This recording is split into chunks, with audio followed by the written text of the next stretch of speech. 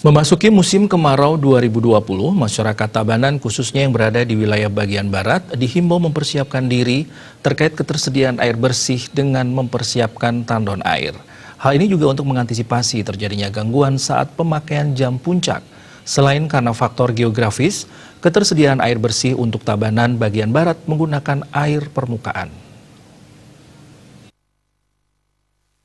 Menurut Kepala Bagian Hubungan dan Langganan Perumda Tirta Amerta Buana Budi Gunawan, datangnya musim kemarau sejak awal harus diantisipasi.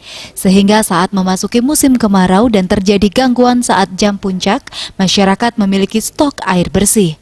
Menurutnya, meski musim kemarau tahun ini diperkirakan tidak seperti musim kemarau tahun sebelumnya yang cukup panjang, namun langkah-langkah persiapan harus tetap dilakukan, khususnya oleh masyarakat sendiri.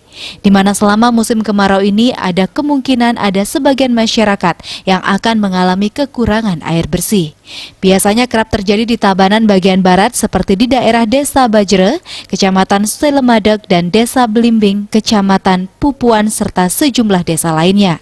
Meski begitu, Perumda Tirta Amerta Buana dengan terpaksa juga akan menerapkan sistem penggiliran untuk pengairan jika musim kemarau cukup panjang dan mempengaruhi debit sumber air yang ada. Jika ada gangguan atau kebocoran, masyarakat diharapkan langsung melapor baik secara langsung ataupun melalui telepon dan SMS agar permasalahan bisa segera ditindaklanjuti. Di sisi lain, dalam upaya mengoptimalkan layanan air bersih kepada pelanggan di wilayah Kabupaten Tabanan, Perumda Tirta Amerta Buana juga terus melakukan menyisir sejumlah sumber mata air baru yang bisa dimanfaatkan. Saat ini diyakini potensi sumber air di Tabanan tetap ada, namun ada yang letaknya jauh di bawah sehingga akan terbentur dengan biaya operasional yang menjadi sangat tinggi jika dimanfaatkan.